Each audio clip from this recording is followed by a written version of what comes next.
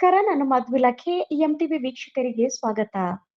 ವಿಜಯಪುರ ಜಿಲ್ಲೆಯ ದೇವರಹಿಪ್ಪರಗಿ ತಾಲೂಕಿನಲ್ಲಿ ನಿವೃತ್ತ ಸೈನಿಕರಿಗೆ ಗೌರವಿಸಿ ಸನ್ಮಾನಿಸಿದ ಬಿಜೆಪಿಯ ಮುಖಂಡ ಬಸವನಗೌಡ ಪಾಟೀಲ್ ಯಡಿಯಾಪುರ ಹಾಗೂ ಸುಭಾಷ್ ಕೊಟ್ಟೂರ್, ಸಿಎಸ್ ಪೂಜಾರಿ, ಮೊಹಮ್ಮದ್ ಅತ್ತರ್, ಬಸವರಾಜ್ ಹಡಪದ್, ನಾಗಪ್ಪ ಕಬಾಡ್ಗಿ, ಬಸವರಾಜ್ ಕಂಬಾರ್, ಗುರಣ್ಣ ಕೈನೂರ್ ಮತ್ತು ಹಲವಾರು ಜನ ಉಪಸ್ಥಿತರಿದ್ದರು. ವರದಿ ಮಂಜುನಾಥ ಸಾತಿಹಳ. ನಿರಂತರ ಸುದ್ದಿ ಮತ್ತು ಜಾಹೀರಾತುಗಾಗಿ ಎಂಟಿವಿ ಕನ್ನಡ ನ್ಯೂಸ್ ಅನ್ನು ಸಬ್ಸ್ಕ್ರೈಬ್ ಮಾಡಿ. ಮಾಜಿ ಸೈನಿಕರ ಮೀಟಿಂಗ್ ಅನ್ನು ಇವತ್ತಿನ ದಿನ ಇಟ್ಕೊಂಡಿದ್ದೆ. ನಾನು ಅಧ್ಯಕ್ಷರಿಗೆ ನಂಬರ್ ಇದ್ದಿರಲ್ಲ, ನಾನು ಅಧ್ಯಕ್ಷರಿಗೆ ನಂಬರ್ ತಗೊಂಡು ಮಾತಾಡಿದೆ.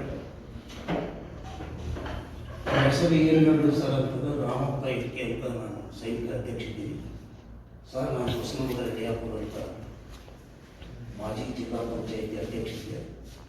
ಈಗ ದೇವರಿಪ್ಪರಗಿ ಮತಕ್ಷೇತ್ರದ ನನ್ನ ಬಂಡಮನಾಥ ಸಾಹೇಬರಿಗೆ ದೇವರಿಪ್ಪರಗಿ ಮತಕ್ಷೇತ್ರದ BJP ಏನದಲ್ಲ ಆಕಾಂಕ್ಷಿ ಇದ್ದೀನಿ ದೇವರಿಪ್ಪರಗಿ ಮತಕ್ಷೇತ್ರದ. ಅದಕ್ಕೆ ನಿಮ್ಮೆಲ್ಲರಿಗೂ ಎಷ್ಟು ಮಂದಿ ಅವನ್ನೆಲ್ಲ ಕರೆಸಿ ನಾನು ಸನ್ಮಾನ ಮಾಡಬೇಕು.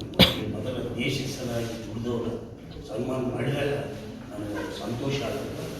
ನಾನು ಕೂಡ ಜಿಲ್ಲಾ ಪಂಚಾಯತಿ ಸದಸ್ಯನಾದ ಅಧ್ಯಕ್ಷನಾದ ಅಡ್ಗೇರಿಯಲ್ಲಿ ಬರ್ತಕ್ಕಂಥ ಎಲ್ಲ 4 ತಾಲೂಕಿನಲ್ಲಿ ಕೂಡ ಅವರು ಕರೆಸಿ ಮಾಜಿ ಸೈನಿಕರಿಗೆ ಅಧ್ಯಕ್ಷರಿಗೆ ಎಲ್ಲ ಸನ್ಮಾನ ಮಾಡಿದ್ದೆ. ಇವತ್ತು ಅದನ್ನು ನಾನು ಮಾಡಬೇಕಂತ ಒಂದು ಸಂದರ್ಭ ಇಟ್ಟಿದ್ದೆ. ಅದರ ಸಲುವಾಗಿ ನೀವೆಲ್ಲರೂ ಅಧ್ಯಕ್ಷರು ಮತ್ತು ನೀವು ಬಂದದಕ್ಕೆ ನನಗೆ ಭಾಳ ಸಂತೋಷ ಆದ. ಮೊದಲ ನಿಮಗೆ ಅಭಿನಂದನೆ. ಇವತ್ತು ನಂದು ಬಂಡೆಪನಹಳ್ಳಿ ಸಾಲವಾಡಿ. ನಾನು ಯಡಿಯಾಪುರ ಮತ್ತು ಬಂಡೆಪನಹಳ್ಳಿ ಸಾಲವಾಡಿಗೆ 2 ನಾನು ಆಸ್ತಿ. ಯಡಿಯಾಪುರ ಸುರ್ಪುರ್ ತಾಲೂಕು ಮತ್ತು ಇದರ ದೆಬ್ಬ ಇವತ್ತು ಬರ್ತದೆ. ಬಂಡೆಪನಹಳ್ಳಿ ಸಾಲವಾಡಿಗೆ ಉಳಿಸಿಗಾದ್ರೆ ಗೋಲ್ಡ್ ದೇವರಿಪ್ಪರಿಗೆ ಫಸ್ಟ್ ಸ್ಟಾರ್ಟಿಂಗ್ ಪಾಯಿಂಟ್ ಬಂಡೆಪನಹಳ್ಳಿ ಸಾಲವಾಡಿ. ಕೂಡ ಅದೇ ಬಿ ಸಾಲವಾಡಿ 2 ಸಾಲವಾಡಿ ನಮ್ಮದು ಬಿ ಸಾಲವಾಡಿ. ನಾನು ಮೊದಲೇ ಏನದ ಯಡಿಯಾಪುರದಲ್ಲಿ ಏನದ ಮಂಡಳ ಪಂಚಾಯತಿ ಮೆಂಬರ್ ಆಗಿ, APMC ಮೆಂಬರ್ ಆಗಿ, APMC ಅಧ್ಯಕ್ಷ ನಮ್ಮ ತಮ್ಮ ಆಗಿದ್ದ ಅಧ್ಯಕ್ಷ, ನಾನು ಬಡವನ ತಮ್ಮ, ಮತ್ತು ಜಿಲ್ಲಾ ಪಂಚಾಯತಿ ಸದಸ್ಯನಾಗಿ, ಜಿಲ್ಲಾ ಪಂಚಾಯತಿ ಅಧ್ಯಕ್ಷನಾಗಿ ನಾನು ಸೇರಿಸಿದ್ದೆ. ನಾನು ಇಲ್ಲಿನೂ ಕೂಡ ಏನದ ಸೇವೆ ಮಾಡಬೇಕು. ಯಡಿಯಾಪುರದಲ್ಲಿ ಆ ತಾಲೂಕು ಬರುತ್ತೆ, ಬಿಜಾಪುರದ ಡಿಸ್ಟ್ರಿಕ್ಟ್ ಬರ್ತದೆ. ಇಲ್ಲಿನೂ ನಾವು ಮಾಡಬೇಕು ಅಂತ ನನ್ನ ಸೇವೆ ಏನಾದರೂ ಮೆಚ್ಚಿ ಇಲ್ಲಿ ಒಂದು 60-65 ಅಡಿಯಲ್ಲಿ ದೇವರಿಪ್ಪರಗಿ ಮತಕ್ಷೇತ್ರದಲ್ಲಿ ನಾನು ಬೀರಲಿಲ್ಲ. ನನ್ನ ಮಿಸೆಸ್ ಊರನ್ನು ಏನದ ಬಂಡೆಪನಹಳ್ಳಿ ಸಾಲವಾಡಿ ನಾವು ಹುಟ್ಟಿದ್ರು ಹಾಗೆ. ಹೀಗಾಗಿ ಎಲ್ಲರೂ ನೀವು ಅಲ್ಲಿ ಮಾಡ್ತೀರಿ, ಇಲ್ಲಿ ಬರಲಿ, ನೀವು ಬಂಡೆಪನಹಳ್ಳಿ ಸಾಲವಾಡಿ ದೇವರಿಪ್ಪರಗಿ ಕಾನ್ಸ್ಟಿಟ್ಯೂನ್ಸಿಯಲ್ಲಿ ಜಿಲ್ಲಾ ಪಂಚಾಯತಿ ಅಧ್ಯಕ್ಷರಾಗಿ ಅಂದಾಗ ನೀವು ಬರ್ರಿ, ಇಲ್ಲಿ ದುಡಿಯೋದು ನಮ್ಮ ಬರೀ 8 ತಾಸು ದುಡೀರಿ ಹಂಗಾಗಿ. ಅಂದಾಗ ಅವ್ರ ಮಾತಿಗೆ ಒಪ್ಪಿ ನಾನು ಏನದಲ್ಲ ಇಲ್ಲಿ ಬರಬೇಕಾದ್ರೆ ನಾನು ಒಬ್ಬ ಇಂಜಿನಿಯರ್ ಆಗಿ ಏನಂದ್ರೆ ಒಬ್ಬ ಜೂನಿಯರ್ ಇಂಜಿನಿಯರ್ ಆಗಿ MD ಬರಿಬೇಕಂತ ನನ್ನ ಆಸೆ ಭಾಳ ಇತ್ತು. ಏನಪ್ಪ ಅವಾಗೇ ನಮ್ಮಲ್ಲಿ UKP upper Krishna project start ಆಯಿತು. ನಾನು 1983ರಲ್ಲಿ ರಾಯಚೂರು ಪಾಲಿಟೆಕ್ನಿಕ್ ಇಂಜಿನಿಯರ್ ಮುಗಿಸಿ ನಾನು ಬಂದೆ. ಅವಾಗ ಏನದಲ್ಲ ನಾನು ಜೂನಿಯರ್ ಇಂಜಿನಿಯರ್ಗೆ ಏನದಲ್ಲ ಹಾಕಿದಾಗ ನಾವು ಜನರಲ್ ಅಂದ್ರೆ ನಾವು ರೆಡ್ಡಿ ಸಮಾಜ ಇದ್ದ ಟೈಮ್ದಾಗ ಅವಾಗ ಏನದಲ್ಲ ನಾನು ಮಾಡಿ ಇಲ್ಲ ಅಂತ ಹೇಳಿ ಬಿಟ್ಟರು. ನನಗೆ ಭಾಳ ದುಃಖ ಆಯಿತು. ಏನಪ್ಪ ಪ್ರಾಜೆಕ್ಟ್ ನಮ್ಮ ಊರಲ್ಲಿ ಇದೆ, ನಾನು ಹೊರದಲ್ಲೇ ಹೋಗ್ತದೆ ಪ್ರಾಜೆಕ್ಟ್, ಇಲ್ಲಿ ನಾವು ಮಾಡಬೇಕು, ಒಂದು MB ಬರಿಬೇಕು, ಜನರ ರೈತಿಗೆ ಒಂದು ನೀರಾವರಿ ತಂದಿನಿ ಅಂತ ಆಸೆ ಮಾಡಬೇಕಂತ ಒಂದು ಏನು ಇಟ್ಟಿದ್ದೆ. ಅದು ಏನದಲ್ಲ ಆಯ್ತಲ್ಲ ಆಗಲಿಲ್ಲ ಅಂತ ಅಂದಾಗ ನಾನು ದುಃಖದಾಗಿದ್ದೆ. ಅವಾಗ ನಿಮ್ಮಂಥ ಹಿರಿಯರು ಅವರು ಮಾಜಿ ಸೈನಿಕರು ಏನದಲ್ಲ ಅವರು ಒಂದಿನ ಒಂದು ಎಕ್ಸ್ಪರ್ಟ್ ಆದಾಗ ಮತ್ತು ಲಗ್ನದಾಗ ಸಿಕ್ಕಿದ್ರು. ಯಾಕೆ ಅಷ್ಟು ನರ್ವಸ್ ಆಗ್ತದೆ, ನೀವು ಒಬ್ಬ ಇಂಜಿನಿಯರ್ ಆಗಿದ್ರಿ, ಪ್ರಾಜೆಕ್ಟ್ ಅದ ಏನದಲ್ಲ ಕಾಂಟ್ರಾಕ್ಟ್ ಮಾಡಿ ಕೇಸಿ ಏನದಲ್ಲ ನೀ ದೊಡ್ಡ ಇಂಜಿನಿಯರ್ ಕಾಂಟ್ರಾಕ್ಟ್ ಆಗೋ ಮಾತು ಒಬ್ಬ ಹಿರಿಯರು 72 ವರ್ಷದ ಮಾಜಿ ಸೈನಿಕರು ನನಗೆ ಹೇಳಿದ್ರು. ಇವತ್ತು ನನಗೆ ಯಾಕೆ ನಿಮಗೆ ಅಷ್ಟು ಇದಾಗ್ತದೆ ಒಂದು ಸಲಹೆ ಕೊಟ್ಟು ನಾನು ಏನದಲ್ಲ ಒಂದು 21 ಲಕ್ಷದಿಂದ 21 ಲಕ್ಷ ಫಸ್ಟಿಗೆ ನಾನು ಕಾಂಟ್ರಾಕ್ಟ್ ಮಾಡಿದೆ. ನಮ್ಮ ಪಾರ್ಟ್ನರು ವಿನಯ್ ಏನಿದ್ರಲ್ಲ ಕೆ ಶ್ರೀನಿವಾಸ ಅವರು ನಾವು ಕೂಡಿ 21 ಲಕ್ಷ ಮುನ್ಸಿಪಾಲಿಟಿಯಲ್ಲಿ ಸ್ಟಾರ್ಟ್ ಮಾಡಿದ್ವಿ.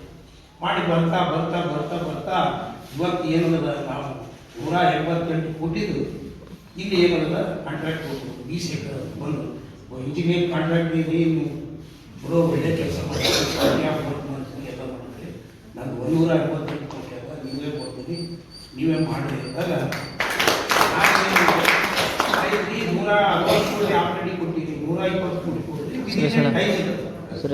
ಆ ಟೈಮ್ನಲ್ಲಿ ನಾನು ಮುಗಿಸ್ಕೊಡ್ತೀನಿ ಅಂತ ಹೇಳ್ತಾರೆ.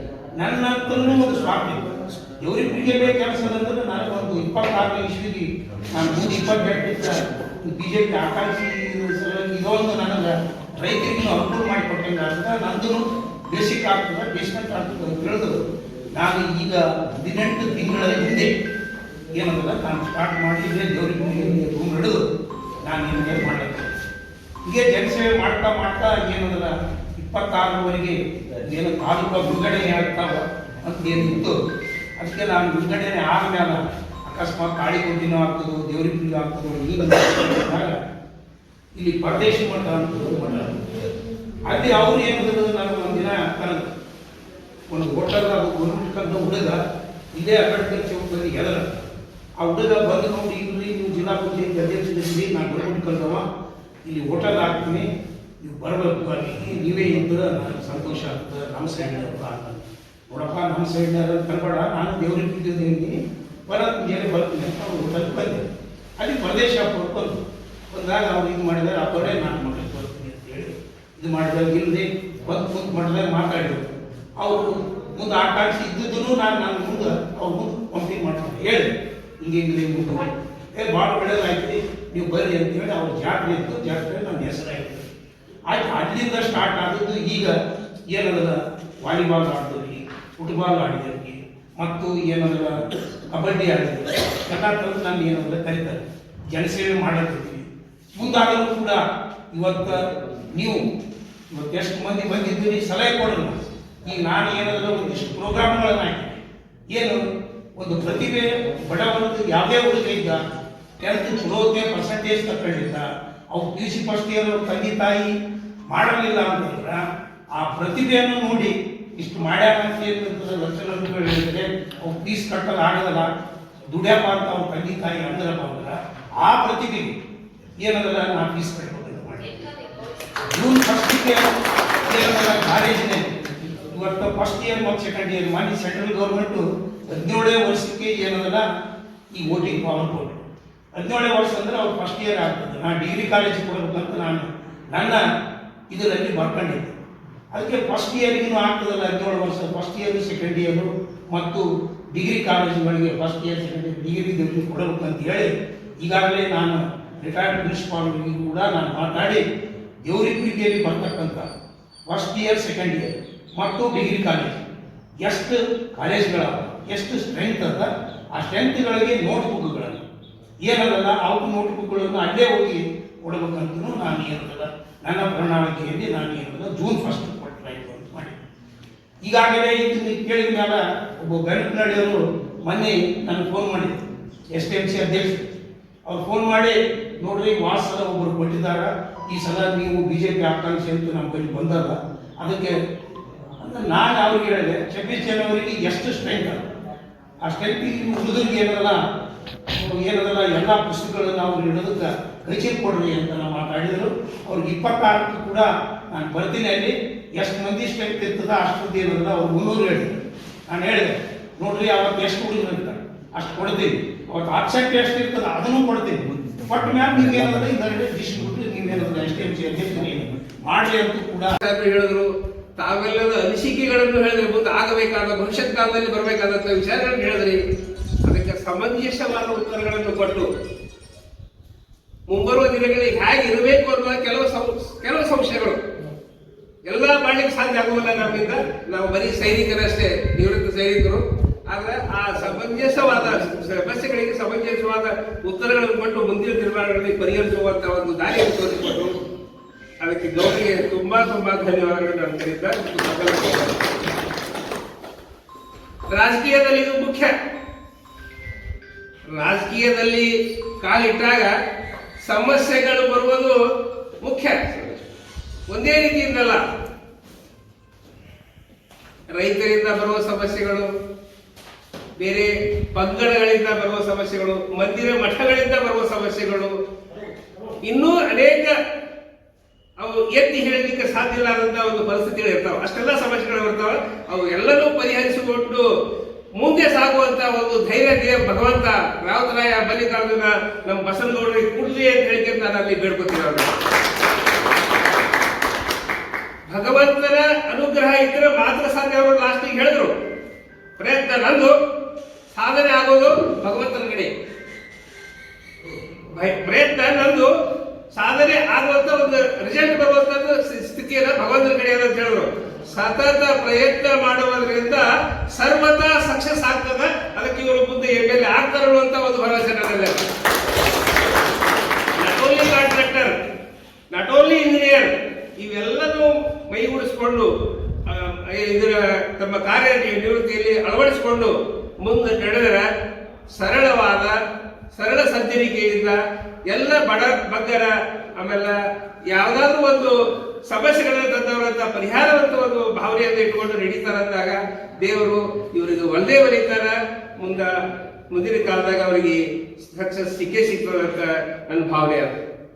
ಈಗ ಸೈನಿಕರು ಇದು ಒಂದು ಸಣ್ಣ ಗುಂಪು. ಹೆಚ್ಚು ಕಡಿಮೆ ಹೇಳ್ಬೇಕಂದ್ರೆ ಬಿಜಾಪುರದಾಗ ದೇವರಪಿ ತಾಲೂಕಿಗೆ ಸಣ್ಣದಾಗಿದೆ, ಒಡೆದು ಹೋದ ಸಲುವಾಗಿ ಸಣ್ಣ ಗುಂಪಾಗಿದೆ. ಇದಕ್ಕೆ ಮುಂಚೆ ಸಿಂದಗಿ ನಮ್ಮ ಕಂಟ್ರೋಲ್ದಾಗಿತ್ತು, ಈ ಕಡೆ ಬಾಗೇವಾಡಿ ಸೈಡಿಗಿರುವಂತ ಒಂದು ಕೆಲವೊಂದು ಹಳ್ಳಿಗಳಿದ್ದು ಸಾಕಷ್ಟು ದೊಡ್ಡ ಸಂಖ್ಯೆಯಲ್ಲಿ ನಮ್ಮ ಸೈನಿಕರಿದ್ರು. ಇವಾಗೆಲ್ಲ ಡಿವೈಡ್ ಆಗಿ ಇದು ಆಗ್ಯದ. ಆದ್ರೂ ಸಹಿತ ಸೈನಿಕರು ಯಾವ ಕಾಲಕ್ಕೂ ಡಿವೈಡ್ ಆಗಲಿಕ್ಕೆ ಸಾಧ್ಯ ಇಲ್ಲ. ನಮ್ಮ ಸಂಪರ್ಕ ದೇವರಿಬ್ಬರಿಗೆ ಅಷ್ಟೇ ಅಲ್ಲ, ಸಿಂದಗಿಯಲ್ಲೂ ನಮ್ಮ ಸಂಪರ್ಕ ಇದೆ, ಬಿಜಾಪುರದಲ್ಲಿ ನಮ್ಮ ಸಂಪರ್ಕ ಇದೆ, ಬಾಗೇವಾಡಿಯಲ್ಲಿ ಸಂಪರ್ಕ ಇದೆ, ಇಂಡಿ ತಾಲೂಕಿನಲ್ಲಿ ಸಂಪರ್ಕ ಇದೆ. ನಾನು ಹೇಳಬೇಕಾಗಿದ್ದ ಉದ್ದೇಶ ಇಷ್ಟೇ. ನಾನು ದೇವರಿಬ್ಬರಿಗೆ ತಾಲೂಕು ಸಂಸ್ಥಾಪಕ ಮಾಜಿ ಸೈನಿಕ ಸಂಘದ ಅಧ್ಯಕ್ಷ ಸರ್. ಇನ್ ಅಡಿಷನ್ ಇಂಡಿ ತಾಲೂಕಿನ ಸಂಸ್ಥಾಪಕ ತಾಲೂಕು ಅಧ್ಯಕ್ಷ. ಇದೆಲ್ಲರ ಪ್ರಭಾವದಿಂದ ನಾನು ಇವತ್ತ ತಮ್ಮೆಲ್ಲರ ಸೇವೆ ಮಾಡೋ ಸಲುವಾಗಿ, ನಾನು ಅಳಿಲಿ ಸೇವೆ ಮಾಡಿದಾಗ ಸ್ವಲ್ಪ ಮಾಡಬಹುದು, ಬಹಳ ಪೂರ್ತಿ ಮಾಡ್ಲಿಕ್ಕೆ ಆಗ್ಲಿಕ್ಕಿಲ್ಲ. ಸ್ವಲ್ಪ ಬಿಜಾಪುರ ಜಿಲ್ಲೆಯ ಸೈನಿಕರ ಸೇವೆ ಮಾಡುವ ಸಲುವಾಗಿ ನಾನು ಬಿಜಾಪುರ ಜಿಲ್ಲಾ ಅಧ್ಯಕ್ಷ ಅದೀನಿ ಸರ್. ಇವೆಲ್ಲರೂ ನಿಲ್ಲಿಸ್ಕೊಳ್ಳುವ ಕಾರಣ ಇಷ್ಟೇ, ಸತತವಾಗಿ ಎಲ್ಲಿ ಫೇಲ್ ಆಗಲಾರ್ದಾಗ ಸಾಧ್ಯ ಆದಷ್ಟು ಪ್ರಯತ್ನ ಮಾಡಿ ಕೆಲಸ ಮಾಡೋದ್ರಿಂದ ಜನರ ಸೇವೆ, ನಮ್ಮ ಸೈನಿಕರ ಸೇವೆ ಪೂರಾ ಮಾಡ್ಲಿಕ್ಕಂತೂ ಆಗುದಿಲ್ಲ. ಎಷ್ಟೊಂದು ಜನರು ಬೈತಿರ್ಬೇಕು, ಆದ್ರೂ ಕೆಲವು ಜನರು ಯಾರು ಅಸಹಾಯಕರದಾರ, ಯಾರಿಗೆ ತೊಂದರೆಗಳದಾವ ಅಂತವರಿಗೆ ಸಹಾಯ ಮಾಡುವಂತ ಒಂದು ಮನೋಭಾವನೆ ನನ್ನಲ್ಲಿ ಬೆಳೆದು ಬಂದಿದ್ದೆ. ನಾನು ಜಿಲ್ಲಾ ಅಧ್ಯಕ್ಷ ಆಗಲಿಕ್ಕೆ ಕಾರಣ ಸರ್. ಇಂಡಿ ತಾಲೂಕಿನಲ್ಲಿ 100 ಜನರಿಗೆ ಯಾರ್ಯಾರು ಎಷ್ಟೊಂದು ಜನರಿಗೆ ಇದರಲ್ಲಿ ಕೆಲಸ ಮಾಡಿದವರಿಗೆ 6 ವರ್ಷ 8 ವರ್ಷ ಆದ್ರೆ ಪೆನ್ಷನ್ ಸಿಕ್ಕಿರ್ಲಿಲ್ಲ. ಅಲ್ಲಿ ಬಂದ ಕೂಡಲೇ ಬೇರೆ ಕೆಲಸ ಮಾಡ್ಲಿಕ್ಕೆ ಸಾಧ್ಯ ಆಗಿಲ್ಲ ಅವರಿಗೆ. ಅಂತವ್ರು ಏನೇನೋ ಪರಿಸ್ಥಿತಿಯೊಳಗಿದ್ದಾಗ ಸೈನಿಕ ಬೋರ್ಡಿಗೆ ತಗೊಂಡು ಹೋಗಿ ರಾಜ್ಯದ ಮಟ್ಟದಾಗ ಅವ್ರಿಗೆ ಏನಾದ್ರು ಒಂದು ಅರ್ಜಿಗಳನ್ನು ಕಳಿಸಿ ಅವರಿಗೆ ಪ್ರತಿ ತಿಂಗಳು 4,000 ಪೆನ್ಷನ್ ಬರುವಂತ ಒಂದು ಕೆಲಸಗಳನ್ನು ಮಾಡಿದಾಗ, ಅದಂದರೆ ಯಾರಿಗೆ ಲಾಗು ಆಗ್ತದೆ, ಯಾರಿಗೆ ಪೆನ್ಷನ್ ಬರುವಂತ ಪರಿಸ್ಥಿತಿ ಅಲ್ಲ, ಅವರಿಗೆ ಪ್ರಯತ್ನ ಮಾಡಿ ದಾರಿ ಹಿಡಿಸಿ ನನ್ನ ಕೈಯಿಂದ ಕೊಡ್ಲಿಕ್ಕೆ ಸಾಧ್ಯ ಇಲ್ಲ. ನಾನೊಬ್ಬ ಬಡವ, ನಾನೊಬ್ಬ ಮಾಜಿ ಸೈನಿಕ ಅಷ್ಟೇ, ನಾನು ಅವ್ರಿಗೆ ಕೈಯಿಂದ ಕೊಡ್ಲಿಕ್ಕೆ ಸಾಧ್ಯ ಆಗೋದಿಲ್ಲ. ಆದ್ರೆ ನಾನು ಸತತ ಪ್ರಯತ್ನ ಮಾಡಿ ಅವರಿಗೆ ಕೊನೆಯವರೆಗೆ ಸರ್ಕಾರದಿಂದ ಸಿಗುವ ಸೌಲಭ್ಯ ಸಿಗುವಂತ ಒಂದು ವ್ಯವಸ್ಥೆ ಮಾಡಿಕೊಟ್ಟಿದ್ದಕ್ಕಾಗಿ ನನಗೆ ಬಿಜಾಪುರಕ್ಕೆ ಕಳಿಸಿ ಅಲ್ಲಿನೂ ಅಧ್ಯಕ್ಷನ ಮಾಡ್ಯಾರ. ಅಧ್ಯಕ್ಷ ಸ್ಥಾನ ಅಲ್ಲ, ಲೀಡ್ ಮಾಡುವಂತ ಕೆಪಾಸಿಟಿ ಇದ್ದವರಷ್ಟೇ ಅಧ್ಯಕ್ಷ, ನಡೆಸಿಕೊಂಡು ಹೋಗುವಂತ ಕೆಪಾಸಿಟಿ ಇದ್ದವರಷ್ಟೇ ಅಧ್ಯಕ್ಷ. ಅಧ್ಯಕ್ಷರು ದೊಡ್ಡದು ಇದು ಅಲ್ಲ. ಆದ್ರೆ ತಮ್ಮೆಲ್ಲರೂ ಕೂಡ ಸೇರಿ ತಮ್ಮೆಲ್ಲರ ಸಹಕಾರದಿಂದ ನಾನು ಅದು ಕೆಲಸ ನಡೆಸ್ಕೊಂಡು ಹೋಗ್ತೀನಿ ಅನ್ನೋ ಒಂದು ಉದ್ದೇಶದಿಂದ ಅಲ್ಲಿ ಇಟ್ಟಿದ್ದಾರೆ. ಅವರೆಲ್ಲರಿಗೂ ಋಣಿಯಾಗಿ ನಾನು ಕೆಲಸ ಮಾಡ್ಕೊಂಡು ಹೋಗ್ತಾ ಇದ್ದೇನೆ. ಈಗ ಬಂತು ಬಸನಗೌಡರ ಕೆಲಸಕ್ಕೆ. ತಾಲೂಕದಲ್ಲಿ ಇಷ್ಟು ಜನ 25 ಜನ ಅದಾರ ಅಂತಂದ್ರ 25 ಕುಟುಂಬಗಳದಾವ ಸರ್. ಇಲ್ಲಿ 25 ಸದಸ್ಯರ ಅಷ್ಟೇ ಅಲ್ಲ, 25 ಕುಟುಂಬಗಳದಾವ. ಈ ಕುಟುಂಬಕ್ಕೆ ಒಡೆದಂತ ಒಂದು ಬ್ರಾಂಚ್ಗಳದಾವಲ್ಲ ಸಾಕಷ್ಟು ಅದಾವ. ಇಷ್ಟೇ ಅಷ್ಟೇ ಅಂತ ಲಿಮಿಟ್ ಇಲ್ಲ.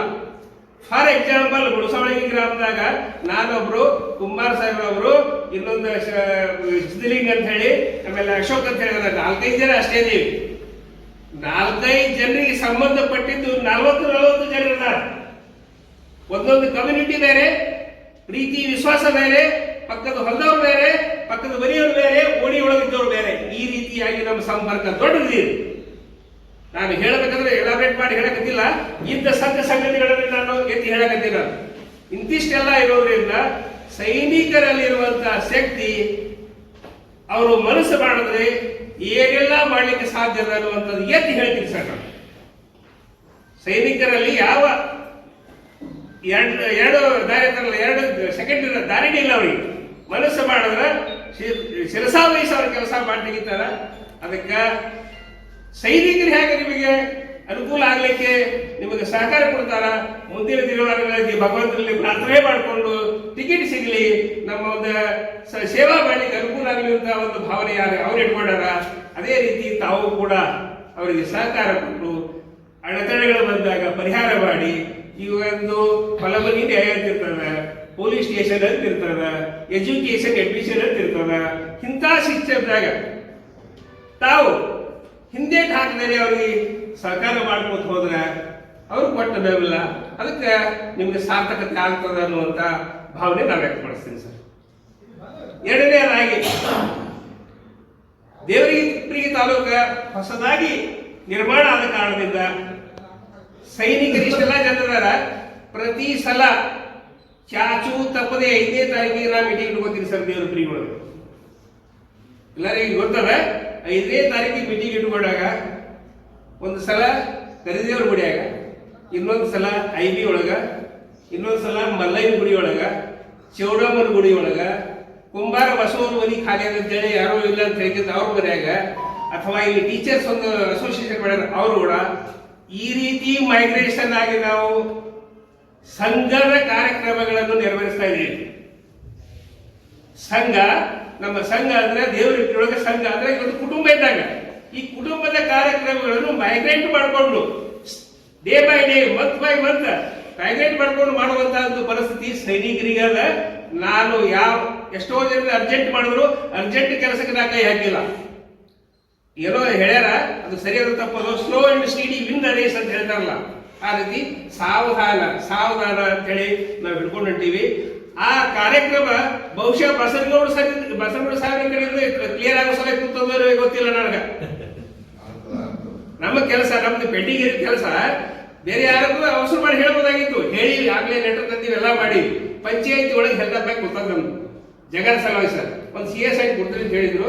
ಅದೆಲ್ಲ ಅಪ್ಲಿಕೇಶನ್ DC ಕಡೆಯಿಂದ ಹೋಗಿ ಪರ್ಮಿಷನ್ ತಗೊಂಡು DC has given letter to tahsildar and panchayat ಅವರು ಕೂಡ ಅದೇನು ಮಾಡಿಲ್ಲ. ಅದಕ್ಕಾಗಿ ಉಳಿದದ ಮೋಸ್ಟ್ಲಿ ಸ್ವಲ್ಪ ದಿವಸ ಟೈಮ್ ತಗೋತದ. 100% ಆಗ್ತದ, ಅದರೊಳಗೆ ಏನು ಸಂಶಯ ಇಲ್ಲ. ಅದಕ್ಕಿಂತ ಮುಂಚೆ ಮನಸ್ಸು ಮಾಡಿದ್ರೆ ಬಸವನಗೌಡ್ರೆ ಒಂದು ಪ್ಲಾಟ್ ಯಾಕೆ ಕೊಡಿಸ್ಕೊಡ್ಬಾರ್ದು? ಯಾವುದೇ